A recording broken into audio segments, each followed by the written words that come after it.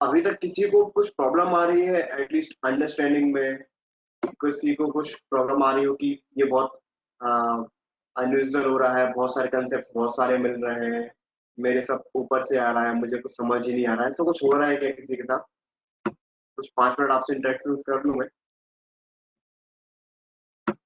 एक तो problem actually ये आ रही है कि यहाँ पे कुछ लोग ही हैं जो कंटिन्यूअस हमारे साथ हैं। जैसे डॉक्टर अश्विनी जी हो गए, डॉक्टर भानु जी हो गए, आश्री जी हो गई, समता जी हो गई, तन्वी जी, प्रिया जी, सतीश जी, वसीम जी। नीलू जी आप शायद मिस कर रहे हैं क्लास। डॉक्टर पुनीत जी आप मिस कर रहे हैं। मैं आपको जस्ट एनकरेज ही कर सकता हूँ कि ये लाइव सेशन ही आपके लिए इम्पोर्टेंट है। रिकॉर्डिंग्स मुझे नहीं लगता इतनी काम करने वाली है आपके लिए। ये लॉन्ग टाइम में आपके लिए काम, रिविजन के लिए काम हो सकती है, क्योंकि अगर आप सेशंस नहीं लेते हैं तो आपकी क्यूएनए सेशंस खराब हो जाता है। इसके बाद आप क्यूएनए सेशंस में पार्टिसिपेट नहीं करते हैं तो आपकी जो माइंड चलना स्टार्ट होता है वो आपका हो नहीं पाता है। अगर किसी को कुछ प्रॉब्लम आ रही है तो प्लीज मुझे बताइए। डॉक्टर माधुरी जी आप भी बहुत शायद ही कभी कभार ही आप शायद देखते हैं। डॉक्टर डी डी आप भी रेगुलर है क्लासेस में। कुछ डॉक्टर्स भी हैं जो कंटिन्यूस लगे हुए हैं प्रॉपर एनर्जी के साथ, उनके डाउट्स एंड क्वेश्चंस भी रहते हैं। एंड आपकी लर्निंग के बाद अगर आपके डाउट्स नहीं आते हैं तो बहुत प्रॉब्लम वाली बात है। आपको समझना होगा कि आप जनरल ऐसी क्लासेस नहीं ले रहे हैं। मैं आपको विजन क्लियर कर चुका हूँ। मैं आपको आने वाले वीडियोस में, लेक्चर्स में आपको बताने वाला हूँ आपका हमारे साथ जो भी इंटरेक्शन होने वाला है, बिजनेस डील होने वाली है, जिसमें हम आपको बताएंगे कि आपके जो भी स्पेशलाइजेशन प्रोग्राम में आपको काम करना है, आपको जिस स्पेशलाइज्ड डिसीज पे काम करना है, उसको आपको उस तरीके का स्पेशलिस्ट बनाने में हम आपकी हेल्प करेंगे। आपको पूरा सपोर्ट भी करने वाले हैं।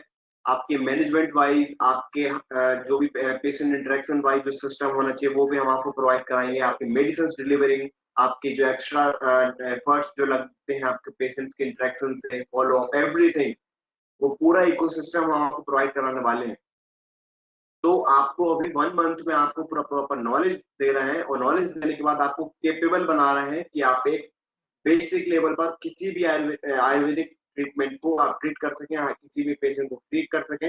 इसके बाद आपको एक बेसिक किसी स्पेशलाइज्ड डिसीज पे काम करना है, जैसे कि फीमेल्स को गायनिक पे काम करना है, मेल्स को किसी भी इन्फर्टिलिटी पे काम करना है, माइग्रेन पे काम करना है, पाइल्स फिस्टुला वगैरह पे काम करना है, उन सब के लिए हम आपको बैक सपोर्ट देने वाले हैं, आपको लर्निंग देने वाले हैं, उस चीज का एक्सपर्ट नॉलेज दे के आपको प्लेटफॉर्म तैयार करेंगे कि आप उसके पेशेंट्स लर्न स्टार्ट करें। तो पूरा एक हमारे आपका एक सिस्टम होगा जिसमें हम आपको बताएंगे कि आपको कैसे आपकी इनकम एंड एवरीथिंग आपको समझाने वाले हैं, आपको कैसे प्रमोट करेंगे एवरीथिंग। तो आपको जो भी इनिशियल स्टार्टिंग क्लिनिक स्टार्ट करने से पहले आपको जो जो चीजें लगती हैं वो सब चीजें हम आपको प्रोवाइड कराने वाले हैं, क्योंकि हमारा मकसद ही वही है कि आप सिर्फ एक प्रॉपर नॉलेज लेके मार्केट रेडी हो जाए और डॉक्टर एज अपने आप को फील करें और पेशेंट देखना स्टार्ट करें।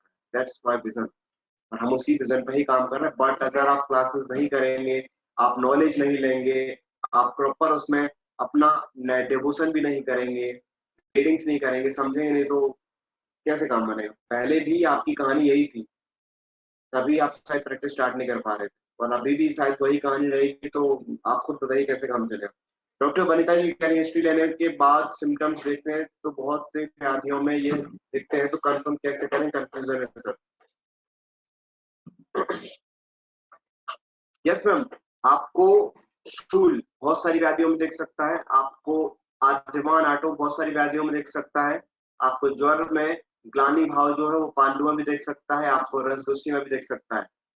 लेकिन जब आप प्रॉपर उसकी सिम्टम्स लेंगे तो एक कहीं ना कहीं क्रोनोलॉजी बन जाती है कि उसकी संप्राप्ति वात कपात्मक जा रही है या पित्त संप्राप्ति आ रही है, टिपिकल वात जा रही है, ऐसे आपको संप्राप्ति बनानी पड़ेगी और उसके अकॉर्डिंग आपको तरतम भाव देखने पड़ेंगे। कि कौन सी डिसीज कम लेवल की है, कौन सी डिसीज एडवांस लेवल की है, कौन से डोज ज्यादा बड़े हुए, कौन से धातु पे कार्य हुआ, ये सब आपको देखना पड़ेगा। और उन सब चीजों को देखने के लिए आपको जो टूल्स चाहिए हैं वो हम पिछले 10 दिनों में सीख चुके हैं। आपके पास एक एडवांस लेवल की art of case taking pages है, इसके बाद आपको एडवांस लेवल की नाड़ी परीक्षा है, आपको उसमें प्रैक्टिस करनी है। और इसके बाद आपको मैं जो आपको नीड लगने वाली की सिम्टम्स को कैसे देखे वो भी मैंने आपको बता दिया। बस जरूरत है सिर्फ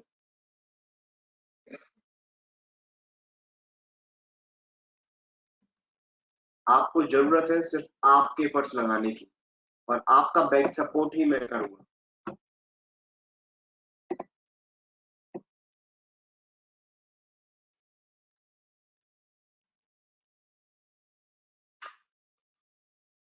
अभी वॉइस क्लियर है?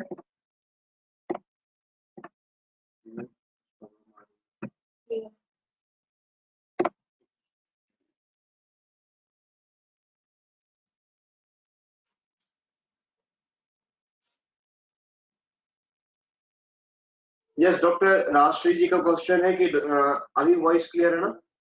Okay okay okay. Doctor Rajashree ji का क्वेश्चन है कि धातु लेवल में रस धातु फील होता है तो जाने कैसे कि धातु क्षय या वृद्धि। मैम, आप उसकी, अब मैंने आपको अभी बताया कि आप एक लेवल पे मत जाइए, आप धातु पे मत जाइए। मैंने आपको पूरे पांचों लेवल्स दिए हैं, आपको फर्स्ट लेवल पे ही पता चलता है कि उसकी जो पर्सन की जो आप नाड़ी लेने वाले हैं, पेशेंट की नाड़ी लेने वाले हैं, वो व्याधि वाली है नॉर्मल। तो आई थिंक राजश्री जी आपको रिविजन करने की बहुत जरूरत है, और आपको पेशेंट को फील भी होगा, जब बाद में आप क्वेश्चनरीज कर लेंगे आपको समझ में आ जाएगा। इसके अलावा आप उसके पूरे लिमिटेशंस या इंट्रीगेशंस करेंगे आप, तो आपको समझ में आएंगी चीजें। अगर आपका कहना है कि धातु क्षय हो रहा है नहीं, आप कैसे पता करें? अगर आप देखिए, अगर पेशेंट वातकवात्मक संप्राप्ति का है और उसकी उसकी जो वो पूरी डायग्नोसिस हो रही है, पल्स 5 लेवल के धातु अगर आप देखें, 5 लेवल की पल्स डायग्नोसिस देखें, तो अगर आपको वहां पे व्याधि प्रिकिंग नाड़ी मिल चुकी है, रस दोषी दिख रही है, प्रकृति उसके अगेंस्ट है, उसके बाद के स्थान बाद के कार्य, पित्त के स्थान पित्त के कार्य, ऐसे आपको एग्रीवेटेड कंडीशन में मिल रहा है, तो ऑब्वियसली आपको समझ में आएगा कि उसकी धातु के अगेंस्ट काम चल रहा है और तीव्र गति से कार्य चल रहा है। तो ऑब्वियसली इसकी जो धातु रस धातु है वो क्षय अवस्था में जा रही है, दैट मीन्स धातु क्षय हो ही रहा है। तो आपको ऐसे क्या बोलते हैं उसको, इंटरप्रिटेशन करने पड़ेंगे। उसके लिए आपको बार बार उसकी नाड़ी में जाना पड़ेगा, पेशेंट को देखने पड़ेंगे, क्वेश्चनरीज करनी पड़ेंगी, तब आपको चीजें समझ में आएंगी। ये आपकी जो क्वेश्चंस आ रहे हैं, अभी आपकी क्वेश्चंस बता रहे हैं कि आपने प्रैक्टिस नहीं करी है। आपको मिनिमम 100, आपको आपके एटलीस्ट रीडिंग्स होनी चाहिए नाड़ी परीक्षा की। आपको बहुत कंटिन्यूसली डेली आपकी हैबिट होनी चाहिए कि मुझे डेली 5 पेशेंट्स की नाड़ी परीक्षा देखनी कंप्लीटली। आप बहुत बार गलतियां करेंगे, लेकिन उन्हीं गलतियों से ही सीखेंगे। एक डॉक्टर बनना, वो भी प्रैक्टिकल और वो भी आयुर्वेदिक, बिल्कुल आसान टास्क नहीं है। कहने को बहुत आसान है, लेकिन जब करने को जाते हैं बहुत टफ टास्क हो जाता है, क्योंकि आपके पास हर डिसीज में, हर फीवर में आप पीसीएम नहीं लिख सकते। आपको देखना पड़ता है, समझना पड़ता है। तो प्लीज आपसे रिक्वेस्ट है, ये जो सेशन हम ले रहे हैं, हम सिर्फ बैक साइड बैठ के एंजॉय करके मस्त एज अ मूवी वो सब नहीं कर रहे हैं। आपको मैं कॉन्फिडेंस देने आया था 1 मंथ का, कि मैं आपको एक प्रॉपर एक्सपर्ट नॉलेज दे सकूं। इसके बाद आप अपने एफर्ट्स लगा के आप अपने, एक मिनट, मैं नेटवर्क चेंज कर लेता हूँ, please wait.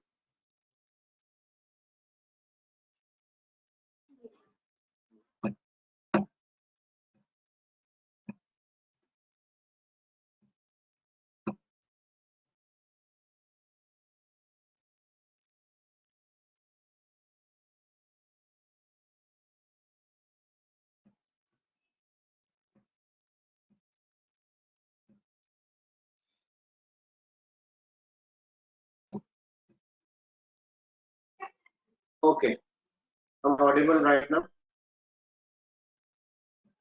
Okay, please confirm कर दीजिए अभी मुझे, मेरी वॉइस क्लियर है?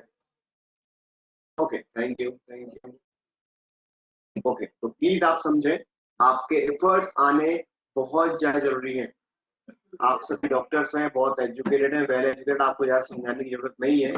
बट मैं आपका एज अ गाइड कोशिश कर रहा हूँ कि आपको जितना ज्यादा अच्छा बेस्ट नॉलेज हो सके कम से कम समय में, क्योंकि आपके पास भी टाइम कम है, हमारे पास भी टाइम कम है, किसी के पास ज्यादा टाइम नहीं रहता है, इसलिए हम आपको कम क्लासेस देके ज्यादा नॉलेज देने की कोशिश कर रहे हैं। आप प्लीज उस चीज को समझें। यस डॉक्टर, यस डॉक्टर, माली जी का क्वेश्चन बहुत अच्छा है। चरसमरी के पेशेंट में हमें अश्व क्यों पाए जाते हैं? ओके, मैं विजुअल नहीं ओके। तो मैम, कल ही मैंने आपको अर्श के पूर्व या अर्श के लक्षणों में आपको बताया, वहां पे लक्षण आया है अश्मरी। तो एक्चुअली क्या होता है, आप जनरली एक क्वेश्चन अच्छा पूछ रहे हैं, लेकिन आप उसके और डीपली, कल मैंने इसका आपको कंसेप्चुलाइज कर दिया था, फिर भी मैं रिवाइज कर देता हूँ क्योंकि कंसेप्ट अच्छा है। अश्मरी और अश इसलिए रिलेटेबल है क्योंकि एक्चुअली जो आपको अश्मरी मिलेगी वो कफज अश्मरी होगी, और जो पेशेंट होगा वो भी कवच प्रकृति का होगा, और जो उसकी अर्श होंगे वो भी कवच अर्श होंगे। ठीक है। तो ऐसे मैक्सिमम टाइम आपको पेशेंट मिलेंगे कि जो पेशेंट अश्मरी का रहता है। सर अभी भी नो वॉइस, प्लीज आप नेटवर्क चेक कीजिए, क्योंकि हम यहाँ से फिर से नेटवर्क अपने चेंज कर चुके हैं और मेरी वॉइस क्लियर भी आ रही है। प्लीज आप चेक कीजिए।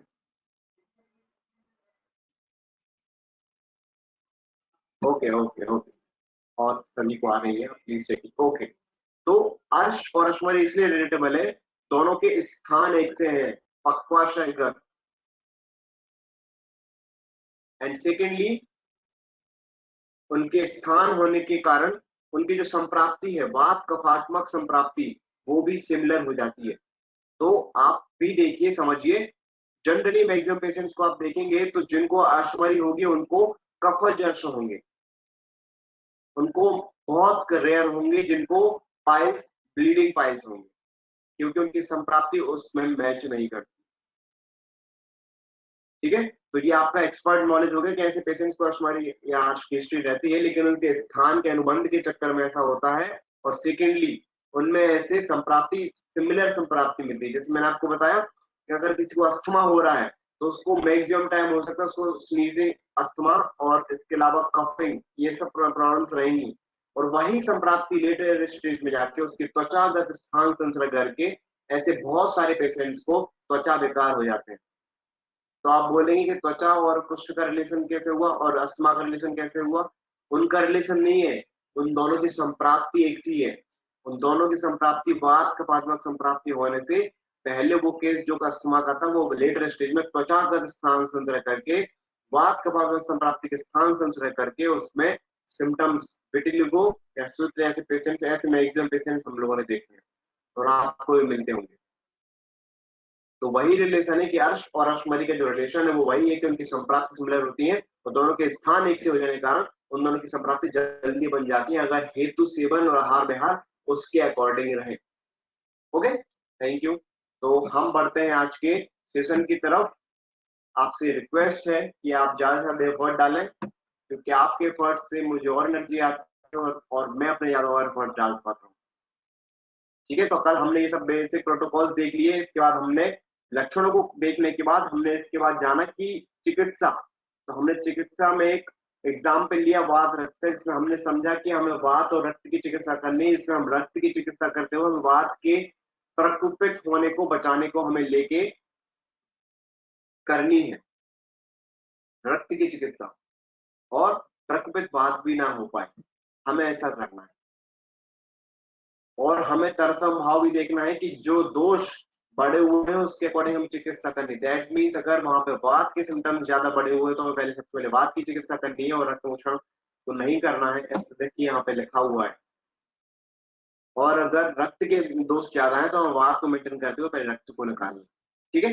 तो अब हम पढ़ते हैं कि हमने ये भी देख लिया कि भवन विरेचन पांडु रोग चिकित्सा में क्यों बताया गया है, क्योंकि जब रक्त रस सृष्टि होती है तब वमन को उपयुक्त तो बताया गया है। इसके अलावा उसमें पित्तज दृष्टि भी रहती है, तो हमें स्निग्ध विरेचक करके बार बार विरेचन देना चाहिए, जिससे उसकी संपूर्ण रस दुष्टि मिट जाए, और वही रस दुष्टि मिटने के बाद पांडु की चिकित्सा भी हो जाती है। तो आप समझिए, आपका अब वमन और विरेचन कितना वाइड एंगल यूज हो गया, कितना वाइडली यूज हो गया। कुछ लिमिटेशंस हैं, वो लिमिटेशंस वो एक्सपर्टाइज में होंगी, जो हम अपने लेवल 2 में, जो हमारे नेक्स्ट सेशंस होंगे, जब आपको एडवांस लेवल के पंचक्रम प्रॉपर डेमोन्स्ट्रेशन के तरीके से बताएंगे कि आपको वुमन कैसे करना है, उसमें क्या क्या लिमिटेशंस होने चाहिए। मतलब आपको एक्सपर्ट, पंचक्रम एक्सपर्ट बनाएंगे आपको।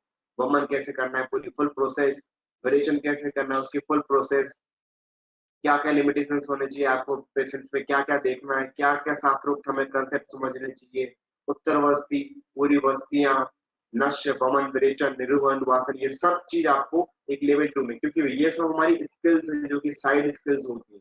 आप एक प्रॉपर डॉक्टर को निभा दी, आप ये सब स्किल्स पे जाते हैं, तो ये हम सब लेवल 2 में सीखेंगे, जो कि हमारा नेक्स्ट सेशन होगा, जब भी होगा हम आपको बता देंगे। तो आज हम स्टार्ट करते हैं नेक्स्ट चीज, नेक्स्ट चिकित्सा, जिसमें हम आज बताने वाले हैं आपको वात व्याधि की चिकित्सा में। तो हम एक्चुअली जो स्लाइड्स आपको बता रहे हैं ना, वो कहीं ना कहीं बेसिक कॉन्सेप्ट्स वाले जो स्लाइड्स है ना, वो हम आपको दिखा रहे हैं एग्जाम्पल के तौर पर, कि आप कैसे कैसे संहिताओं को समझेंगे, जानेंगे, और उनको आप प्रैक्टिकली यूज कर पाएंगे। तो यहाँ पे हम वात व्याधि चिकित्सा में देख रहे हैं मल शोधन प्रकार। इसमें लिखा हुआ है, जो विरेचन कराने के आयु प्रबल रोगी हो, अन्य निर्वस्तियों का प्रयोग में चिकित्सा करें। पीने और भोजन को शीघ्र पचाने वाले आहार में विरेचक द्रव्य मिलाकर खाने को दें। इस प्रकार उदर की शुद्धि होने का जठराग्नि के प्रतीत हो जाने पर फिर उसे स्नेह स्वयं कराना चाहिए। दैट मीन्स, अगर पेशेंट हमारे पास वात व्याधि का आ रहा है, तो हमें जरूरी है उसको विरेचन ही देना है, मल शोधन करना है। अगर उसके अयोग्य है, दुर्बल है, तो हमें निरु अनुवासन ही करनी है। और निरु अनुवासन बहुत एक्यूपाई भी हो जाती है, एक्यूरेट भी हो जाते हैं। क्यों? क्योंकि आप वात समन चिकित्सा कर रहे हैं, वात समन की अर्ध चिकित्सा है वस्ती, वो आपको देखनी है कि आप उसके बल देश काल के अकॉर्डिंग आप कौन सी वस्तियां यूज करते हैं। नेदुगु के अनुवाद नहीं, हम सब लेटेस्ट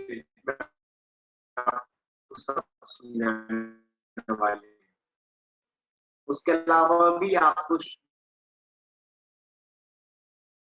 खाने को देना है, क्योंकि आपको समझना, भोजन को शीघ्र पचाने वाले आहार में विरेचक द्रव्य मिलाकर खाना है।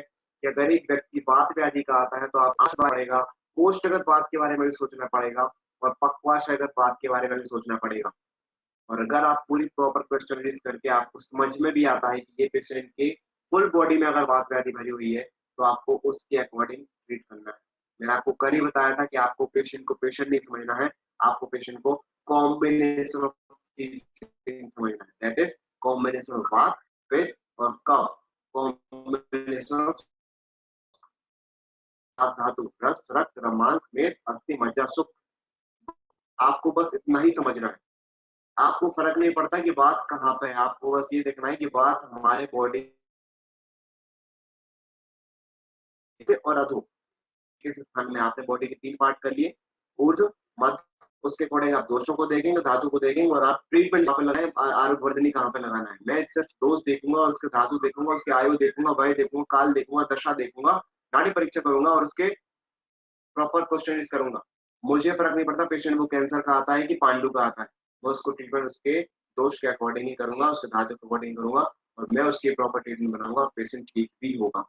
क्योंकि आपने उसके डिसीज को ठीक नहीं करा, आपने उसकी व्याधि को ठीक करा है, आपने उसकी जो बॉडी के अंदर व्याधि है, दैट मीन्स आपने उसकी बॉडी को ठीक करने की ठानी, तो आपको रिजल्ट मिलेंगे ही ऑब्वियसली।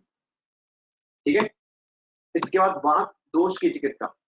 आम आशय में कुपित वात दोष में सबसे पहले वमन कराना चाहिए, फिर उसे पेय आदि भोजन के लिए दें, इसे संसर्जन क्रम कहते हैं। इसके बाद सुषुप्त जो चूर्ण है, इंद्र, पाटा, कुट, केति, झारण, चित्रक, मूल, इन सब के कॉम्बिनेशन का चूर्ण है, षट ग्रहण चूर्ण, इसको देना है। या अथवा प्रचादिगत को चूर्ण को गुनगुने जल से दें। इसके सेवन से जठराग्नि सुलग जाने के बाद वात श्रवक चिकित्सा करनी चाहिए। प्रचादिगत क्यों दिया है, तो बता सकते हैं प्रचादिगत क्यों दिया है? आज जो आंसर करेगा प्रचादिगत का, आज का 1-1 कॉल सेशन उसका। आज ऑलरेडी मैं 2 डॉक्टर से बात करवा रहा हूँ, doctor Tanveer ji and doctor Vanita ji. Doctor Ritam ji को भी मैं लाइन अप करने वाला हूँ। वनिता जी आपसे तो ऑलरेडी मैं इम्प्रेस्ड हूँ, आपको मैं one one one call session करने वाला हूँ, आपकी और सारी पर्सनल लेवल पे आपकी प्रॉब्लम्स जानेंगे। वेरी गुड डॉक्टर वनिता जी, यही सिर्फ एक आंसर मैं सुनना चाह रहा जो कि मुझे मिल गया। यस डॉक्टर तन्वी जी आपके भी आंसर आ रहे हैं, क्योंकि आप भी बिल्कुल सही है, लेकिन जो डॉक्टर वनिता जी ने बोला है ना वो बिल्कुल एक्यूरेट। यस डॉक्टर माली जी। ओके डॉक्टर माली जी, आपसे next one in one call होगी। ओके थैंक यू, आपके आंसर्स मिल चुके हैं।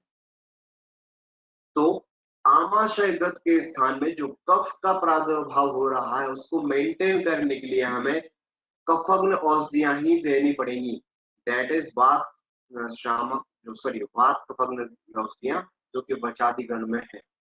अगर आप देखेंगे जो कि अगर बचा भी देखें और बचादी भी ना देखें, अगर आप बचा भी देखें तो वात तथा संप्राप्ति में काम करते। तो आपको यस श्रद्धालु योग बिल्कुल। तो आप देखिए ऐसे कितने सारे डिजीज होते हैं जिसमें आपको समझ में आता है कि हमारे आमाशयगत में वात प्रकोपित हो गया है। जैसे एक बेसिक एग्जांपल देखें, वहां पे हेडेक होना। हेडेक के भी बहुत सारे टाइप होते हैं, आपने पढ़े होंगे त्रिशूल। उसमें वात डोमिनेंस वाला अगर हेडेक होता है तो आपको सिर्फ त्रिशूल बस में ही सोचना है। आपको ये भी सोचना है कि आमाशयगत वाले स्थान में कुपित वात हो गया है। तो क्या आपने कभी इसके पहले सोचा था कि मैं त्रिशूल के पेशेंट में मन प्लान कर सकता हूँ? लेकिन अगर आपकी सोच ऐसी हो गई तो आप उस पेशेंट को वुमन प्लान करेंगे और आपको रिजल्ट भी मिलेंगे। और मैक्सिमम पेशेंट्स ऐसे ही होते हैं त्रिशूल के, उनको त्रिशूल होता नहीं है, वो क्लस्टर हेडेक होते हैं, माइग्रेन होते हैं और न जाने कितने प्रकार के हेडेक्स बना लेते हैं। कुछ टाइप होते हैं जो बहुत इजीली ट्रीटेबल नहीं होते, लेकिन ऐसे बहुत सारे केसेस हैं हमारे पास जो हम उनको बहुत इजीली ट्रीट कर सकते हैं, सिंपली बेसिक से आपने कंसेप्ट को यूज करते हैं। ऐसे कितने पेशेंट्स होते हैं इनको कंटिन्यूसली डकारें आती रहती हैं खाना खाने के बाद, खाना खाने के पहले बार बार डकारें आती रहती है। क्या हम वहां आमाशय को बात नहीं लगा सकते? मैं जस्ट एक एग्जाम्पल बता रहा हूँ, ऐसे बहुत सारी कंडीशन बन सकती हैं, आप लगा सकते नहीं लगा सकते, आपको वो जज करना पड़ेगा जब आप प्रॉपर नाड़ी परीक्षा और आर्ट ऑफ केस टेकिंग करेंगे। लेकिन मैं जस्ट एग्जाम्पल जैसे स्नीजिंग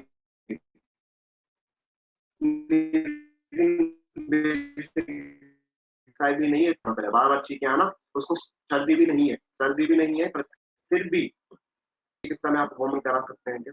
ऑब्वियसली आप करा सकते हैं। तो आपको इस सोच से आपको बढ़ना है आगे, आपको स्थान की चिकित्सा करनी है, आपको उसके स्थान में प्रकोपित दोषों की चिकित्सा करनी है, आपको स्थान में प्रकोपित धातु की चिकित्सा करनी है। आपको उस टाइम ये बोलना है, अगर सॉरी स्नीजिंग आती है कंटिन्यूसली, सर्दी जैसे लगता है, तो आपको सोचना है कि उस टाइम उसको स्नीजिंग नहीं है, कफ के स्थान में वात का विमार्गमन हो गया है। तो मैं वात को समन भी करूंगा, उससे भी आपको रिजल्ट मिलेगा, लेकिन आप उससे अच्छे बेस्ट आपको वही होगा कि आप जो जो इंटरमिंगलिंग हो गई है दोनों की, वात की और कफ की, तो आप उस स्थान की चिकित्सा कर दें। आप मीन उस कफ को ही निकाल लें जिसमें वात का डोमिनेंस हो रहा था, तो वो कफ भी निकल जाएगा और साथ साथ में वात भी निकल जाएगा और पेशेंट ट्रीट हो जाएगा। और ऐसा ट्रीट होगा कि वो आपके पैर ही छुएगा नेक्स्ट टाइम कि डॉक्टर साहब आपने सालों पुराने मेरी जो बीमारी थी वो सही कर दी, क्योंकि आपने उसकी बीमारी को ठीक नहीं किया, आपने उसकी बॉडी को ठीक किया जो उसकी बॉडी डिमांड कर रही है। ये आपको रिजल्ट ऐसी प्रैक्टिस में मिलेंगे अगर आप ऐसे तरीके से सोचना स्टार्ट कर देते हैं। आपने ऐसे बहुत सारे फेसबुक इंस्टा वगैरह पे ऐसे अच्छे अच्छे डॉक्टर्स देखे होंगे जो ऐसे कंसेप्ट को यूज करके ऐसे रिजल्ट्स निकालते हैं। फिर आपको लगता है कि हाउ अमेजिंग इज योर अवर आयुर्वेद, लेकिन मैं नहीं कर पा रहा। वही चीजें आप आपके ऐसे यूज करेंगे और आपको बहुत मजा आने वाला है। ठीक है, आप ऐसी दवाइयों का यूज करके भी आप ऐसे रिजल्ट निकाल सकते हैं। मैं आपको आगे ये भी बताने वाला हूँ कि आप कैसे ओपीडी लेवल पे पंचकर्म कर सकते हैं, बमन करवा सकते हैं, ऑपरेशन करा सकते हैं। बस आपको थोड़े गट्स लाने पड़ेंगे, थोड़े कंसेप्ट को एडवांस करना पड़ेगा आपको। उसके अलावा आप एडवांस कंसेप्ट होने के बाद आपको कॉन्फिडेंट भी होना पड़ेगा। कॉन्फिडेंस आप जब भी होंगे जब आप बहुत सारी मेहनत कर लेंगे, बहुत सारा नॉलेज ले लेंगे, तब पॉसिबल। कठिन मन चिकित्सा ये बहुत एक बेसिक सा एग्जांपल है जो कि आपको हमने एक्चुअली कंसेप्ट वाइज ये निकाला आपके लिए। एक्चुअली ये सब जो भी स्लाइड्स में आपको बता रहा हूँ ना, वो कंसेप्चुअली जो इंटरेस्टिंग है वो मैं आपको दिखा रहा हूँ कि आप कैसे संहिताओं से इतने अच्छे कंसेप्ट निकाल के आप पेशेंट को ठीक कर सकते हैं। तो यहाँ पे मैं आपको बताना चाह रहा हूँ कठिन मल चिकित्सा। पूरी इस मल के कठिन सूखा होने से जब मनुष्य बड़ी कठिनाई से निकल पाता है, नमक मिला हुआ घी चटाकर मनुष्य तत्काल भोजन कर ले। आपने ऐसे बहुत सारे पेशेंट देखे होंगे, बहुत सारे, लगभग हर दूसरा पेशेंट बोलता है सर मुझे बहुत सीवियर कॉन्स्टिपेशन है। और आप क्या करते हैं, कॉन्स्टिपेशन को सिर्फ अनुलोमक चिकित्सा से ही ट्रीट करने की कोशिश करते हैं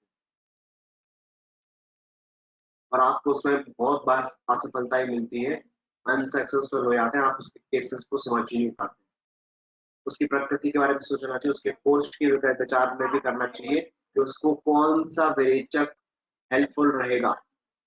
आपने ऐसे बहुत सारे एग्जांपल्स देखे होंगे कि आपका पेशेंट आता है कि मुझे मलावष्टम मलावरोध है, और जब आपका पेशेंट उसको आप उसको 5 ग्राम या 3 ग्राम या 2 ग्राम त्रिफला चूर्ण बस दे देते हैं गर्म पानी के साथ, और आपको लगता है ये पेशेंट बहुत अच्छा होने वाला है। नेक्स्ट टाइम बोलता है डॉक्टर साहब आपने क्या दे दिया मुझे, अब मुझे उससे ज्यादा कॉन्स्टिपेशन हो रहा है, मेरी हालत खराब है, डॉक्टर साहब ने ऐसे क्या कर दिया।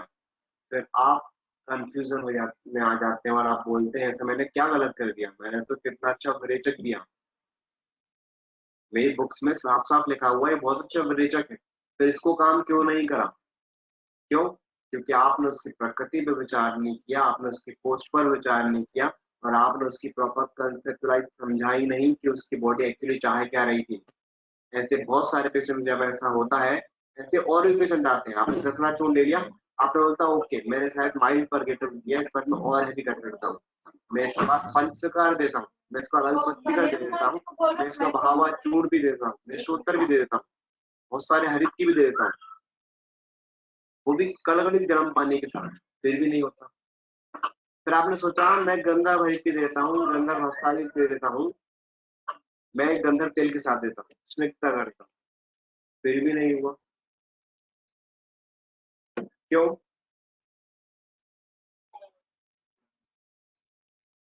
क्योंकि उस टाइम उस पेशेंट को चाहिए था कि जो उसके पक्वाशगत बात थी वो उसमें अवरोध डाल रहा था। यस, डॉक्टर वनिता जी आप सही कह रही हैं, श्रद्धा स्नेहन आपको बिल्कुल उस टाइम देने चाहिए, बट ऐसे पेशेंट्स में आपको सोचना चाहिए कि वो पेशेंट एक्चुअली पक्वाशगत बात का पेशेंट था, ना कि मलावष्टम का। पक्वाशगत बात में ऐसा होता है जब वो मल कहीं पे अवरुद्ध हो जाता है तो वो मल शाख वाली क्रिया नहीं हो पाती है, और आप क्या करते हैं फर्गेशन करा के उसकी जो वाटर वाटर ऑब्जॉर्प्शन कैपेसिटी उसको और बढ़ा देते हैं, जिससे वहां पे और रुक्षता आ जाती है। यस, डॉक्टर प्रियाजी पेपर पाचन आप यूज कर सकते हैं। तो उस टाइम आपको, यस डॉक्टर समता जी आपका आंसर बिल्कुल सही है, तो आपको अपान काल में वहां पे स्नेहन देना है। या आपको कब समझ में आएगा जब आप पेशेंट को समझ पाएंगे अच्छे से कि एक्चुअली वो मलाश्रम का है कि पकवाशा का बात का है, आपको पेशेंट को समझना पड़ेगा, आपको उसकी प्रॉपर आंसरिंग क्वेश्चन करनी पड़ेगी।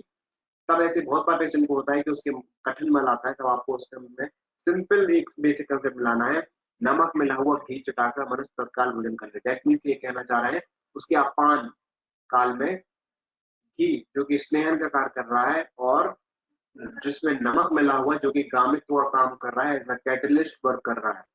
ये कितना सिंपल सा और छोटा सा योग है, लेकिन ये कितना अच्छे से कार्य करता है, आपको इसके रिजल्ट मिल जाएंगे। ये सभी पे काम नहीं करता, लेकिन बहुत पे काम कर जाता है। जिनको जिनको पक्वाशगतवाद की दृष्टि होगी, वहां पे अवरोध होगा, मल निकलने में प्रॉब्लम आ रही होगी।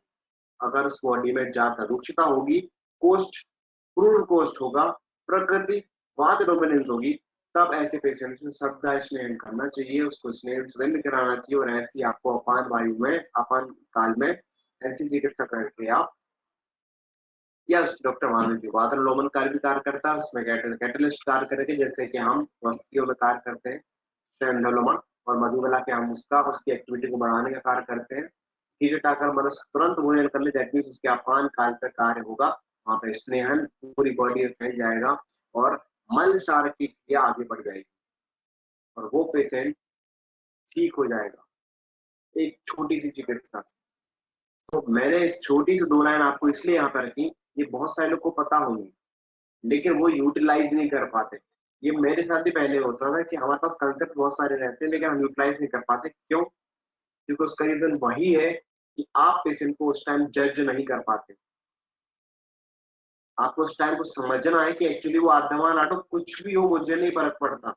उस टाइम उसको एक्चुअल प्रॉब्लम क्या हो रही है, किस किस ऑर्गन में क्या प्रॉब्लम आ रही है, रूक्षता आ रही कैसी आ रही है।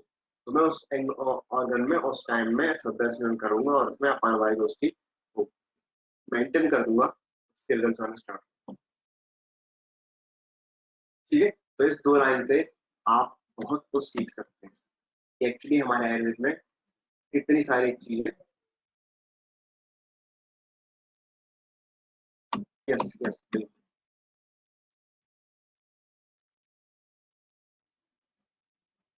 यस, नमक मिला हुआ कृत कितने दिन तक सेवन कराना रहता है, आप उसकी पेशेंट्स के अकॉर्डिंग ही चल सकते हैं। जब तक उसको इम्प्रूवमेंट आता है आप डेली बेसिस पे कर सकते हैं, अगर उसकी ऐसे सिम्टम्स बहुत है। इसके कोई साइड इफेक्ट तो है नहीं, क्योंकि श्रद्धा इसमें अगर उसकी बॉडी में मेंटेन कर रहा है, बस आपको ये देखना चाहिए कि इसमें नमक की, अगर बॉडी में उसको शोथ ज्यादा है तो आपको थोड़ा सोचना चाहिए कि नमक से उसको ज्यादा शोथ बढ़ सकता है। बस बाकी आप उसकी संप्राप्ति के अकॉर्डिंग आप उसमें लंबे समय तक यूज कर सकते हैं। लेकिन अगर आप एक proper, I think this is not the exact condition, आप एक उस टाइम की संप्राप्ति को भंग करने की कोशिश करें, लेकिन आपको प्रॉपर एक संप्राप्ति बनानी है कि एक्चुअली वो क्या कैसे है। आप और मेडिकेशन भी देंगे तो वो संप्राप्ति धीरे धीरे हटने लगेगी। जैसे मैक्सिमम टाइम पेशेंट आता है कि वो बोलता है कि मुझे आत्मा नाटक हो रहा है, आप आत्मा नाटक की चिकित्सा भी करते हैं, उसमें अजीर्ण की अवस्था होती है, उसमें पक्षपात की होती है, उसमें वापस रहने के सिम्टम होते हैं। लेकिन उस टाइम अगर उसको मलावरोध की दिक्कत आए तो उस टाइम के लिए बहुत अच्छा उपयोगी है ये। डेली वाइज भी यूज कर सकते हैं एज अ साइड वर्क। लेकिन आपको जो संप्राप्ति की मेडिसिन है तो आप देंगे, और आप उस कंडीशन को सोच के ही देंगे।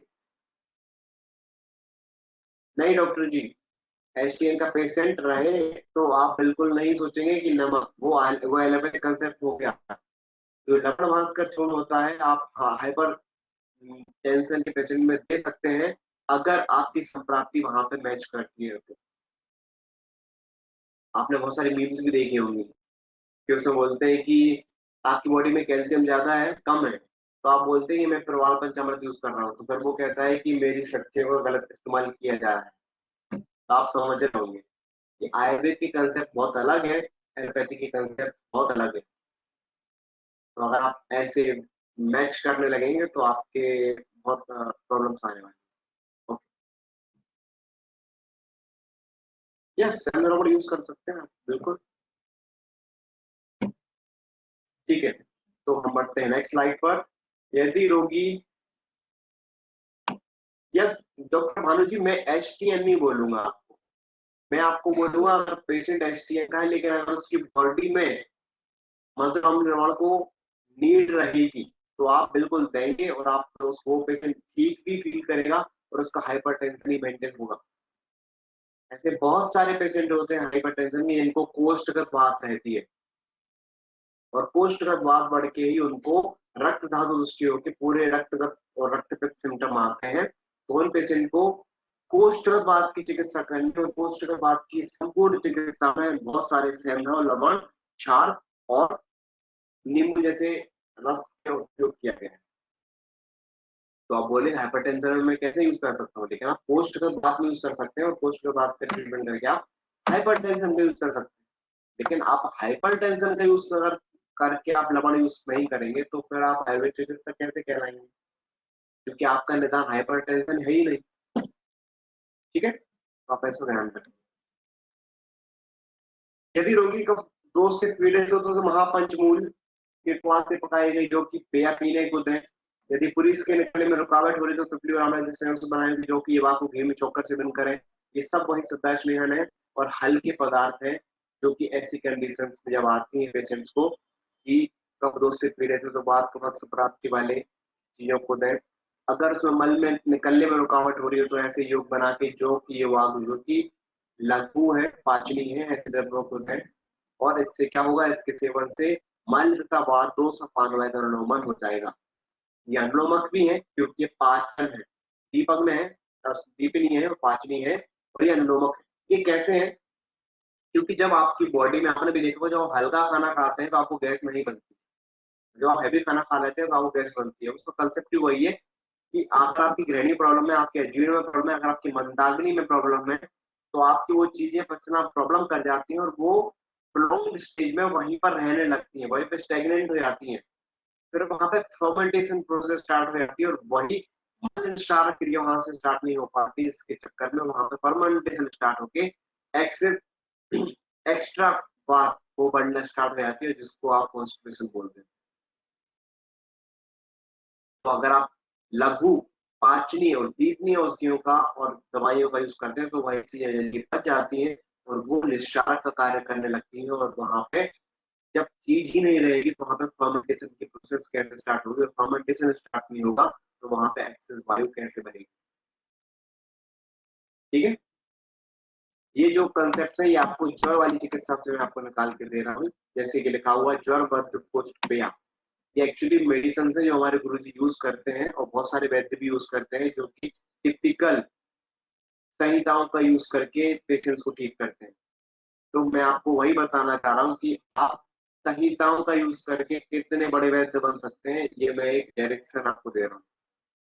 मैं तो समझ गया हूँ कि संहिताओं से आप अभी तक आई थिंक आपने 1% भी नहीं निकाला। आपकी लाइफ निकल जाएगी लेकिन आप इसको समझ नहीं पाएंगे, ये मैं लिख के दे सकता हूँ।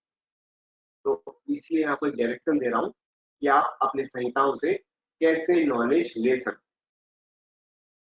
जैसे एग्जाम्पल दिया है, ज्वर बद्ध कुष्ठ पेय, यदि उदर प्रदेश में विबंध या पीड़ा हो तो जब चित्रक पिपली मुल्क मुनक्का आंवला इन द्रव्यों को चूर्ण में डालकर इनके 5,000 पकायु पेय को पीने के लिए दें। ये क्यों पेय पेय बार बार कर रहे हैं? क्योंकि पेय लघु है, दीपनीय अनुलोमक है, जो कि ज्वर की चिकित्सा में उपयुक्त है। और अगर आपने उसके ज्वर के साथ साथ ऐसे सिम्टम्स मिल गए कि उसमें विबंध है, पीड़ा हो रही है, जो कि बहुत बार मिल जाती है, जैसे बच्चों में आपने देखा होगा उनमें कॉलिक पेन बहुत ज्यादा होता है, तो ये योग आप कॉलिक पेन यूज कर सकते हैं। तो आप क्या, बहुत सारी चीजें आप क्या नेट पे सर्च करने वाले कॉलिक पेन क्या होता है, आप जिस पेशेंट देखने वाले उसको फीवर है, दुबंध हो रहा है, दैट मींस बहुत सारे बच्चे बार बार कॉलिक पेन दुबंध के चक्कर में और पीड़ा होने के चक्कर में रोते हैं। तो आप एक ऐसी छोटी सी पेय देंगे तो पेशेंट बच्चे को भी अच्छा लगेगा और उसकी मेडिसिन के साथ उसका फीवर भी डाउन होगा और उस पर जो सिम्टम्स है, एक्यूट सिम्टम्स, वो आपके चले जाएंगे। ठीक है, नेक्स्ट, ज्वर प्रतिकृति का पेय। अगर आप परिकृति का प्रेशर और ज्वर का रिलेशन देखें तो बहुत गहरा रिलेशन है। बहुत सारे प्रेशर के पेशेंट्स में आपको ज्वर की हिस्ट्री मिल जाएगी लॉन्ग टर्म की। तो शायद यही और इसी सोच को देखते हुए ये ज्वर की चिकित्सा में ज्वर परिकृति का पेय आया पर। यदि गुदमार्ग की कैंची से काटने के समान कष्ट हो, जिसे परिकृति का कहते हैं, उसमें बेर के फल की छाल या उसके जड़ की छाल, वृक्षाम्ल, साल पड़नी, प्रश्न पड़नी, बेल लीथी, ये क्वाथ रस में तैयार की गई पेय का सेवन करें। तो आपको लग रहा होगा इतनी सारी मेडिसिन को मैं यूज कैसे करूंगा, तो आपको बताना है कि पेय कैसे बनानी है। पेय कैसे बनानी है आपको सूत्र स्थान में मिलेगा, और ये ड्रग यूज करके आप सिंगल एकल एकल मेडिसिन नहीं है, इनको आप यूज करके पेशेंट्स को देंगे और उसको अच्छा लगेगा। आप ये भी सोच सकते हैं कि मैं स्टोर वगैरह की यूज नहीं करने वाला, ये आपकी चॉइस है, लेकिन ये जो जब आप फंसने लगते हैं ना पेशेंट्स में, तो आपको यही सब चीजें आपको बाहर निकालनी है। आप इसका मॉडिफिकेशन भी कर सकते हैं, आप इसकी घनपट्टी बना सकते हैं ऐसी चीजों से। अगर आपके पास ऐसे पेशेंट्स बहुत है तो आप ऐसे पेशेंट्स की, अगर आपके पास ऐसी संप्राप्ति के पेशेंट्स मिलते हैं कि जिनके पास जो है उनको बाद में फिशर हुआ है, तो आप ऐसी योग को निकाल के उनकी घनपट्टी वगैरह बना सकते हैं, चूर्ण अच्छे फॉर्म में बना सकते हैं और आप उनको पेय के साथ खाने के लिए दे सकते हैं। ठीक है, तो जस्ट मैं आपको एक कहते हैं ना वाइड रेंज दे रहा हूँ कि आपको एक्चुअली सोचना कैसे है, कैसे कैसे तरीके से प्रैक्टिकली आप सोचना है कि मैं मेडिसिन को कैसे यूटिलाइज कर सकता हूँ पेशेंट के ट्रीटमेंट में। इसके अलावा और अच्छा बेस्ट कंसेप्ट मुझे लगता है ये नेक्स्ट वाला, यष्टिकास्वरी कल, गर्भादि शोष चिकित्सा। वात दोष के प्रकोपित होने से यदि गर्भस्थ शिशु सूख जाए अथवा शिशु सूख रहा हो तो गर्भिणी को तथा शिशु को गंभार और मुलेठी के क्वाथ रस से पका हुआ गाय का दूध मिलाकर पीने को दें। एक बेसिक एग्जाम्पल दिया। ये यष्टि कास्वरी कल्प है, जो कि आप इसको as a cheat path use कर सकते हैं, या तो आप इसको कल्प बना के यूज कर सकते हैं। ऐसी कितनी सारी फीमेल्स हैं जिनको अबॉर्शन हो जाते हैं या उनका गर्भ शोषण हो जाता है, दैट मीन्स उनके गर्भ का पोषण नहीं हो पाता है, कहीं ना कहीं उनके पानी में कमी आ जाती है, दैट मीन्स उनके वेट लॉस होता है, वेट जो फीटल ग्रोथ होती है वो अच्छे से नहीं हो पाती, दैट मीन्स उसके गर्भस्थ अवस्था में वात दोष प्रकोपित हो जाता है। तो आप सोचिए ऐसे कितनी फीमेल्स में आप ये योग यूज कर सकते हैं, और हमारे गुरु जी कितने सालों से इसको यूज कर रहे हैं, और ये बहुत अच्छा योग है, बहुत अच्छा, बहुत एडवांस लेवल का योग है। मतलब ऐसे बहुत सारे पेशेंट्स देखे होंगे फीमेल्स के जिनके अबॉर्शन तक कराने को बोल दिया जाता है कि उसकी ग्रोथ बहुत खराब हो गई है, आपके जो थैली है उसमें पानी का बहाव बहुत ज्यादा हो रहा है, पानी का कलेक्शन कम हो रहा है, आपकी हालत खराब हो रही है, उसका एचपी डाउन हो रहा है, इतनी सब जो ग्रोथ होती है, तो इससे गर्भस्थ जो शिशु है उसकी भी हेल्थ अच्छी होती है, उसका वेट गेन भी होता है, उसकी प्रेगनेंसी अच्छे से होती है। एंड यस आयुजीआर, यस बिल्कुल उसमें भी आप यूज कर सकते हैं, और आप मेंस्ट्रुअल क्रैम्प्स वगैरह में भी यूज कर सकते हैं।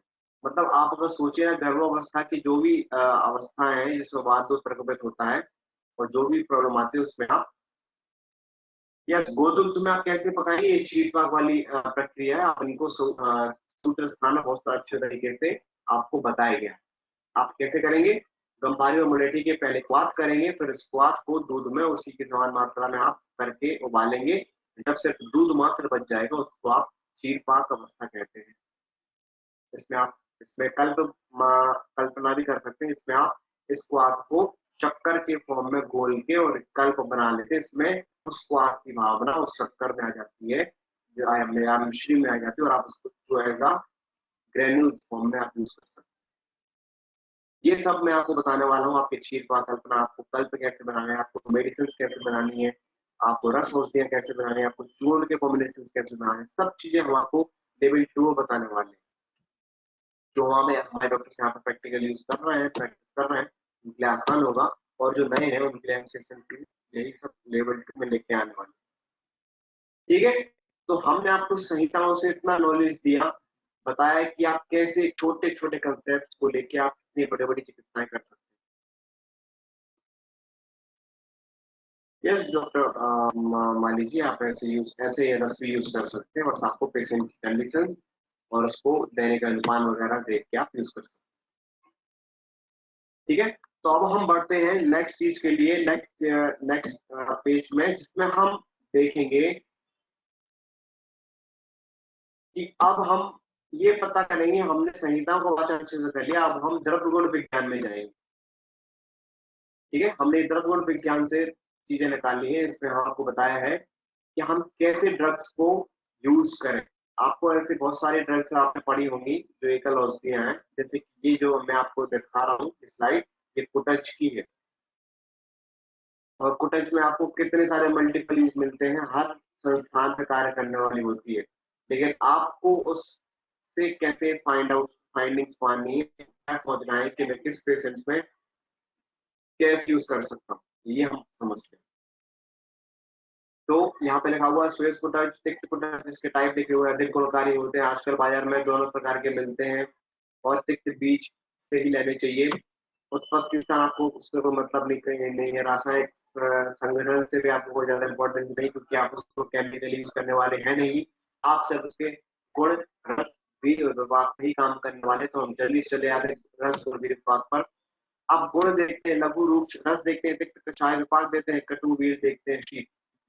तो यहाँ पर बताया गया है यह रूप तिक्त कषाय तथा शीत होने से कफ पित्त शामक है, दैट मीन्स ये शीत वीर से पित्त शामक है, और रूक्ष तिक्त कषाय होने से कफ शामक है, दैट मीन्स कुटज जो है वो कफ और पित्त शामक है।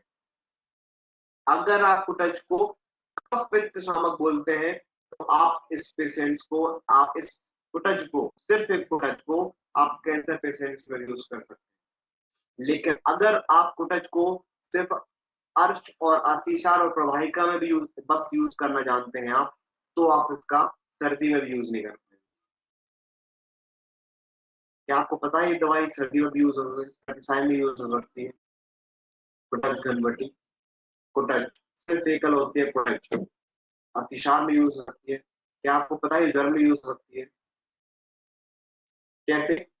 अगर आप सिंपल एक वर्ड समझे इसके, द्रव रस गुण वीरपात, दैट मींस तिक्त कषाय कटु और वीर शीत। मतलब ये कटु तिक्त कषाय और शीत होने से कफ पित्त सामक है। अगर आपको ये वर्ड पता है तो आप इसको अतिसार में भी यूज कर सकते हैं, और आप इसको प्रतिसाय में भी यूज कर सकते हैं, और आप इसको ज्वर में भी यूज कर सकते हैं। नेक्स्ट आप देखते हैं वह व्रण रूपक है। व्रण रूपक आपको पता है कि व्रण जब बनता है वहां पे इन्फ्लेमेशन हो जाता है, यह डॉक्टर तरबीजग्राही कार्य करता है, उसके लिए एक स्पेसिफिक कंडीशन है। यह व्रण रोपक इसलिए है क्योंकि जब इन्फ्लेमेशन हो जाता है व्रण में, तब पित्त का डोमिनेंसी हो जाती है। इसके अलावा जब पूरी क्लियर जाता है तब व्रण रोपक हो नहीं पाता है। जब आप कफ पित्त सामक चिकित्सा कर देते हैं, दैट मींस आप वहां की क्लेदन को कम कर देते हैं, और वहां की क्लेदन से होने वाले इन्फ्लेमेशन को कम कर देते हैं, तो आप कहीं ना कहीं इस मेडिसिन को व्रण रोपण कर सकते हैं। तो आप सोचिए, सिर्फ कफ पित्त को समझने से आपने व्रण रोपण में भी यूज कर लिया। अभी तक तो आप क्या समझते थे? पोटाश एक ग्राही औषधि है और मैं में अप्रवाहिकम यूज करते हैं, लेकिन आपने कभी तो सोचा ही व्रण रोपण कैसे। लेकिन अगर आपने व्रण रोपण को समझ लिया कि व्रण रोपण होना कैसे है, वहां के इन्फ्लेमेशन को कम करना है, वहां पे हीलिंग होने के लिए अच्छे मांस का होना जरूरी है, वहां पे अच्छे रक्त का स्राव होना जरूरी है। वो जब भी पॉसिबल होगा जब वहां पे एक्स्ट्रा क्लेद वो कम होगा या खत्म होगा, तभी तो एक्सेस मास अच्छा वाला मास बनेगा। आपने देखा होगा जब बोन हेलिंग होती है ना, तो जब भी आप ड्रेसिंग कराने जाते हैं तो जो एक्स्ट्रा कप साइड का रहता है ना, जो खराब वाला रहता है, वो निकालते हैं। क्यों निकालते हैं? क्योंकि हीलिंग होने के लिए नए फ्रेश ब्लड की सप्लाई होना जरूरी है, जो कि वो प्लेट जो खराब मांस है वो हैम्पर करता है। और जब हम दवाइयां ऐसी तरह यूज कर देते हैं तो उसमें क्लेरन पार्ट बहुत कम हो जाता है और हीलिंग प्रोसेस बढ़ जाती है। इसीलिए ही इन्होंने शायद लिखा है यह व्रण रोपण है। तो आपको समझ में आया ये क्यों ऐसे डीप थॉट से लिखते थे? लेकिन अब आपने इनके थॉट्स को समझना स्टार्ट कर दिया। ठीक है, ये आभ्यंतर, यह वामक दीपक स्तंभक अशोक और क्रमिक है। क्रमिक कैसे है? कोई बताएगा मुझे ये क्रमिक कैसे है? मुझे ऐसा लगता है इसका आंसर आना चाहिए। ज्यादा कुछ टफ आंसर नहीं है, बहुत इजी है। मैं तो देख लेता हूँ कि आज कौन कौन नए चेहरे हैं शायद की वजह से। ओके, बिल्कुल कह सकता हूँ। Yes doctor Vanita ji, I am so impressed.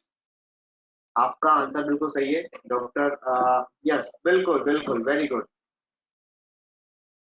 बिल्कुल,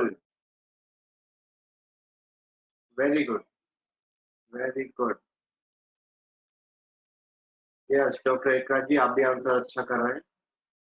यस, कफ विद सामक है, आपने तो कह दिया। Okay, I am confirm with that. But yes, जो जो भी कफ शामक कह रहे हैं ना, वो बेस्ट आंसर। कफ पित्त तो ठीक है आपका आंसर। अगर आपने ये बोला है कफ पित्त, तो वो तो बेस्ट ही है, क्योंकि आप ये नहीं कह रहे कि वो ग्राही है। कफ पित्त आप एक्चुअली उस थिंकिंग में चले गए कि मुझे डिसीज, मुझे एक ड्रग को सोचना कैसे है। मुझे सिर्फ रस गुण वीर के अकॉर्डिंग सोचना है, और उसके अकॉर्डिंग मैं सिर्फ यही थिंकिंग रखूंगा, तो मैं मल्टीपल चीजों यूज कर सकता हूँ। Very good. और मुझे पता था इसका आंसर सभी के पास है, लेकिन मैं चाहता था कि आप आंसर करें। यस डॉक्टर वसीम जी, क्लेद नाशक, एग्जैक्ट। बिल्कुल डॉक्टर अतिज्ञा जी, आपका आंसर ही बिल्कुल सही है। बिल्कुल बिल्कुल, एग्जैक्ट, वेरी गुड। ऐसे आंसर से अच्छा लगता है कि आप एक्चुअली एक एनर्जी के साथ बने हुए हैं। तो पिरामिड में है, यह अमीरी का प्रवाहिका नाशक का आम रक्त और जलांश का शोषक है। आप ऑब्वियसली समझ में आ रहा है कफ पित्त सामक है। कुटच संग्राहक और उपशोषक द्रव्यों में श्रेष्ठ माना गया। तो आप ऐसी जहां भी कंडीशंस बनती है वहां आप यूज कर सकते हैं। यह रक्त शोधक और रक्त स्तंभक, ये कैसे हुआ? पित्त शमन करता है, इसलिए रक्त शोधक और रक्त स्तंभक। ज्वरग्न है, जहां भी ज्वरग्न हर वक्त नहीं कह सकता, जहां पर संप्राप्ति कफ पित्त सामक होगी वहां पे आप ज्वरग्न कह सकते हैं। यह धातु शोषण है, धातु शोषण इसलिए कह सकते हैं क्योंकि जहां पे कहीं ना कहीं उष्णगीरता आती है तो वहां पे कहीं ना कहीं धातु शोषण होता है लॉन्ग टर्म में। ठीक है, आप इसको एज अ धातु शोषण यूज करके आप उसका यूज नहीं खत्म कर सकते, क्योंकि अगर आप ऐसा करने लगेंगे तो आप बोलेंगे कि फिर तो भाला तक जैसे द्रव्य बहुत तीक्ष्ण है वो धातु शोषण है। यही तो आपकी एक्सपर्टाइज यूज होती है कि आपको उसको कितने दिनों तक यूज करना है, कैसे अनुपान के साथ यूज करना है, कब समय में यूज करना है, किस प्रकृति में यूज करना है, यही तो आपको एक्सपर्टाइज बनाती है। जब आप ऐसे ड्रग्स को अच्छे तरीके से यूज कर सकते हैं, अनुपान के साथ यूज कर सकते हैं, तो आप उसको किसी भी तरीके से कहीं भी यूज कर सकते हैं। ठीक है, तो शायद मैं आपको यही थिंकिंग लेने की कोशिश कर रहा हूँ। कफ एक प्रकार में इसका प्रयोग होता है, व्रणों में का आसपास सिद्ध होते हैं ऑब्वियसली, घोड़े आदि में इसकी शाखा ले देते हैं। आप अंदर गिरिमान प्रवाहिका जो उदरशूल और क्रमी उपयुक्त होता है, आप इसको रक्ताश में भी यूज कर सकते हैं, उदरशूल में भी यूज कर सकते हैं। उदरशूल कैसे? उदरशूल ऐसे कि वहां पे जब भी कोलिक वाली कंडीशन आएगी, जहाँ पे डोमिनेंसी वात कम होगा लेकिन उसके ऑब्स्ट्रक्शन से, कफ पित्त के ऑब्स्ट्रक्शन जब भी होता है, ऐसी कंडीशन जनरली प्रवाहिका में होता है, मरोड़ पड़ती है। वहां पे डोमिनेंसी वात नहीं होता है, लेकिन पित्त और कफ की डोमिनेंसी होने के वहां पे मरोड़ पड़ती है, ऐंठन पड़ती है। तो वहां पे अति विषा या कुटज जैसी व्याधियों इनका यूज करके आप बहुत अच्छे रिजल्ट मिल जाते हैं। और शायद यही मेडिसिन आपको अतिसार वाले योगों में मिलती है। कुटज, वनबटी, संजीवनी बटी और अग्नितुंडी ऐसी आपकी जो दवाइयां हैं जो कि टिपिकल इन्हीं प्रकारों के लिए बनाई गई है, उन सब में ऐसी दर्द वगैरह है और इसी सोच से ही बनाए गए। तो जब तक आप इन दवाइयों के एग्जैक्ट रीजन को नहीं पता करेंगे तब तक आपको मजा नहीं आएगा मैं इस ड्रग को यूज कैसे कर रहा हूँ या कर रही हूँ। ठीक है, तो आपको वही सीखना है और आई थिंक अपन उसी डायरेक्शन में जा रहे हैं। रक्त विकार, वात कुष्ठ और रक्त पित्त में प्रयोग कर सकते हैं। रक्त पित्त में कैसे प्रयोग कर सकते हैं? जब वात में संप्राप्ति होगी और जब संप्राप्ति ज्वर की होगी तो वहां पे आम पाचन कराना होगा, तब आप रक्त पित्त में प्रयोग कर सकते हैं। ठीक है, आप ये नहीं कह सकते कि ये रक्त पित्त सामक, लेकिन अगर आपकी संप्राप्ति वहां से बन रही है जो रक्त पित्त वाली, वहां पे आपको आम पाचन करना है और आप आम पाचन करके रक्त पित्त मेंटेन कर सकते हैं, तब आप कुछ यूज कर सकते हैं। तो आपने क्या सीखा? जैसे बहुत सारे पेशेंट्स होते हैं जो फीमेल गायनेक होती है, जो हिस्टेरेक्टोमी की कंडीशंस में चली जाती हैं, उनको गायनेक हिस्टेरेक्टोमी में करने के लिए बोल देते हैं। और ऐसे बहुत सारे पेशेंट्स होते हैं जो ड्यूरिंग अर्ली मेनोपॉज की कंडीशंस में उनको हैवी ब्लीडिंग होने लगती है, बाद में वही हैवी ब्लीडिंग उनको इन्फ्लेमेशन की कंडीशंस बता देती है। बाद में गर्भाशय में शोथ होने के कारण गायनेक जब उसकी यूएसजी करती है तो उसमें इन्फ्लेमेशन आता है और बाद में बोलते हैं आप कॉम्प्लिकेशन से बचने के लिए अपने गर्भाशय को निकाल दीजिए। लेकिन अगर आप उस कंडीशन को समझते हैं, आप ज्वर रक्त की संप्राप्ति को समझते हैं, दैट मीन्स आम पाचन करके आप वहां के अधोगर रक्त को मेंटेन कर लेते हैं। ऐसे एक एग्जाम्पल नहीं है, हजारों एग्जाम्पल है। और ऐसे आयुर्वेद ही ऐसे ऑपरेशन को कैंसिल करते हैं और पेशेंट को बचाते हैं। क्योंकि आप भी जानते हैं कि जब भगवान ने हमें एक ऑर्गन दिया है तो उसको एटलीस्ट निकालने के लिए तो नहीं दिया। वो सर्जन की ही मेंटेलिटी होती है कि वो निकालते फिरते उनको, क्योंकि इतने डीप नॉलेज नहीं पता कि वो गर्भाशय आफ्टर मेनोपॉज भी फीमेल को कितना तरीके से हेल्पफुल काम करता है। उनको ऐसा लगता है कि मेनोपॉज हो गया तो उसको काम कर दूंगा, ऐसा नहीं होता। वो भी जानते हैं लेकिन उनके पास काम ही ऐसा होता है कि मुझे नहीं पता, मैं स्वयं खा लेता। मैं उनको गलत नहीं बोल रहा हूँ, ना आपको गलत उनको समझना चाहिए। बस आपको अपने काम अच्छे करना चाहिए, आपको पता होना चाहिए ज्वर से रक्त संप्राप्ति बन रही है और मैं इसको पेशेंट को ठीक कर सकती हूँ और ऐसे बहुत सारे पेशेंट ठीक भी हो जाते हैं। तो आप सोचिए एक बेसिक से कंसेप्ट से आप फीमेल के गर्भाशय दैट मींस हिस्टेरेक्टोमी से आप उसको बचा सकते हैं। लेकिन एक तभी पॉसिबल होगा जब आप ऐसे कंसेप्ट को सीख के यूज भी करें। ठीक है, ये हमारी लास्ट स्लाइड, हम जल्दी से करेंगे इसको। इसमें हमने देखा, ये स्लाइड है गुरुची की, गिलोय, अमृता। इससे बेस्ट दवाई मुझे लगती नहीं कोई, आपको भी जब आप पढ़ेंगे तो आपको बहुत अच्छा लगेगा, ये बहुत अच्छी दवाई है। ये गुरु स्निग्ध तिक्त कषाय रस है, विपाक मधुर है, वीर्योष्ण है। ये दोष कर्म बता दिए कि ये त्रिदोष शामक है। कैसे है? स्निग्ध उष्ण गुण से वात का, तिक्त कषाय होने से कफ का और पित्त का शमन करता है, तो ये त्रिदोष शामक बन जाती है। तो अगर ये त्रिदोष शामक बन जाती है तो आप जितने भी त्रिदोष व्याधियां हैं उन सब में काम करेगा। दैट मीन्स कुष्ठग्न और वेदना स्थापन है, ये वय स्थापन भी है, ये बहुत सारी गणना है। आप देखेंगे अगर चढ़क के आप 50 महाकषाय उठाएंगे, गणों में भी देखेंगे तो मैं बहुत सारी जगह है, क्योंकि ये त्रिदोष शामक एक प्रकार से रसायन भी है। जब कोई चीज रसायन बन जाती है तो वो मल्टीपल जगह यूज कर सकते हैं आप बिना सोचे समझे। तो आप नेक्स्ट टाइम से कभी भी पेशेंट को दवाएंगे तो आप गिलोय डाल के देंगे, वो कहीं ना कहीं तरीके से यूज कर ही देगी। बस कुछ लिमिटेशंस होती है जो आपको समझना चाहिए, जैसे कि वहाँ पे कभी कभार एक्स्ट्रा उष्णता हो जाती है तो आपको उसको करना चाहिए। यहाँ पे हमें तिक्त मधुर कषाय ज्यादा नहीं चाहिए, वहां पे हम नहीं कर सकते इसको। और फिर भी ये एक रसायन है, एक बहुत सारे योगों में आने वाली, बहुत सारे कषायों में आने वाली, महाकषाय में आने वाली वस्तु है, इसको आप मल्टीपल वाइड एंगल यूज कर सकते हैं।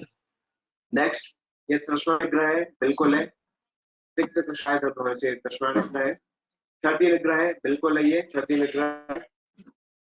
दीपन पाचन है, पित्त सारक है। अनुलोमक है, क्रमिक है, आमाशयगत अम्लता इससे कम होती है, बिल्कुल होती है आमाशयगत अम्लता, इसकी मदद में पास होने से आमाशयगत अम्लता कम होती है। रक्त व संस्थान, ये हृदय है, रक्त शोधक है और रक्त वर्धक है। ये कहीं ना कहीं त्रिदोष शामक है, इस कारण से ये पूरे त्रिदोषों पर कार्य करती है और आपको कहीं ना कहीं यह डॉक्टर समता जी रसायन है, यह कफग्न है, यह वृक्ष है। आप कोई भी अगर व्याधि को देख लें तो इस पर काम कर ही जाता है। ये त्रिदोषक होने के कारण ये हमारे शुक्र को कर अच्छा करके ये वृक्ष का भी काम करता है, और तिक्त कषाय होने से वृक्ष का कार्य करता ही अच्छा फुल ब्रेकिंग हो सकती है। यह प्रमेय अरबी है, क्योंकि यह आप अगर आप प्रमेय देखें तो ये प्रकार से ये जो त्रिदोष व्याधियां हैं जो वात कफ संप्राप्ति वाले, पित्त प्रमेय, कफज प्रमेय, वात प्रमेय तीनों में काम कर जाती है। और अगर आप प्रमेय की चिकित्सा पर जाएंगे तो आपको बहुत जगह किलो का यूज मिल भी जाएगा।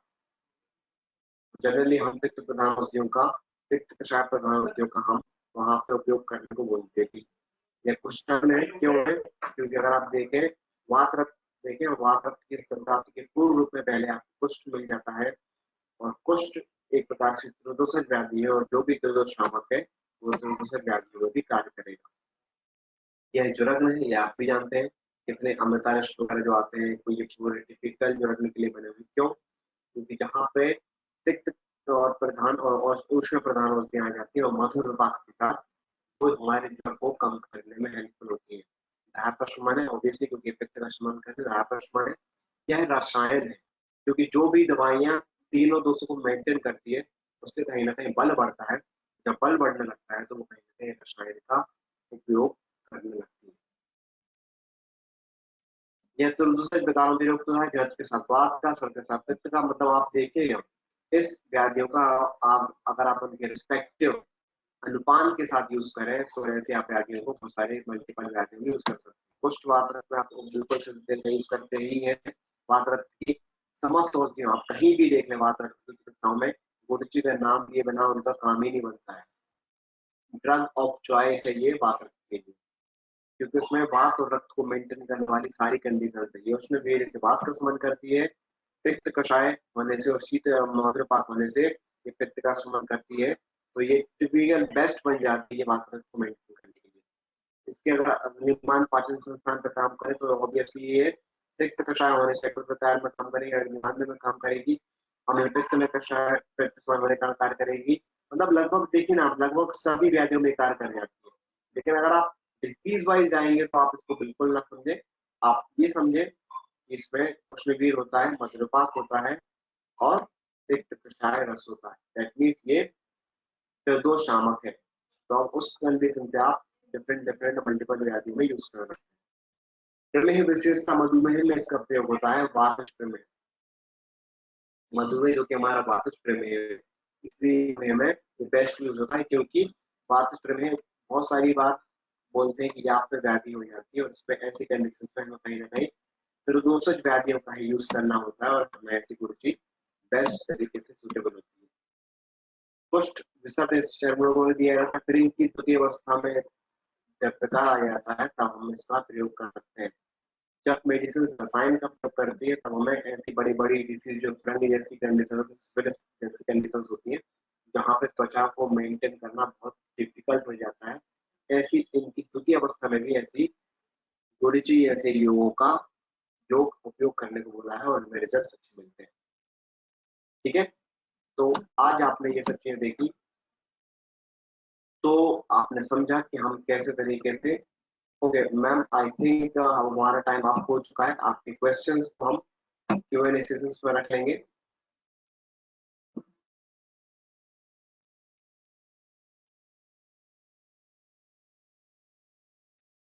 सर जैसे जो प्रकृति है उसमें कुछ डिसीज होते हैं तो उसकी प्रकृति की दृष्टि होने के चांसेस, यस ऑब्वियसली अगर आपकी प्रकृति पित्तज है और अगर आपने चाट खा ली या आपने दही बड़े खा लिया, आपने कोई तीखी पदार्थ खा लिया तो आपको अम्लपित्त होने के चांसेस बहुत ज्यादा बढ़ जाएंगे क्योंकि आपने जो डोज चल रहा है उसको एग्रीवेट होने वाले कंडीशन उसको आपने जल्दी दे दिया। और अगर वही तीखी पदार्थ एक बात कफ संप्राप्ति वाला या टिपिकल कफ संप्राप्ति वाला खाता है तो मे भी उसको फायदा भी कर, क्योंकि आपने उसकी प्रकृति के अगेंस्ट उसको चीजें। ठीक है, तो दही सेवन सभी के लिए उपयोगी नहीं है लेकिन बहुत के लिए बहुत अच्छा उपयोगी है। ठीक है, तो यही तो आपके पॉजिटिव पॉइंट है कि आप एक्चुअली पेशेंट को समझते हैं कि मुझे उसको क्या देना है क्या नहीं देना। ओके, तो thank you so much for joining this session.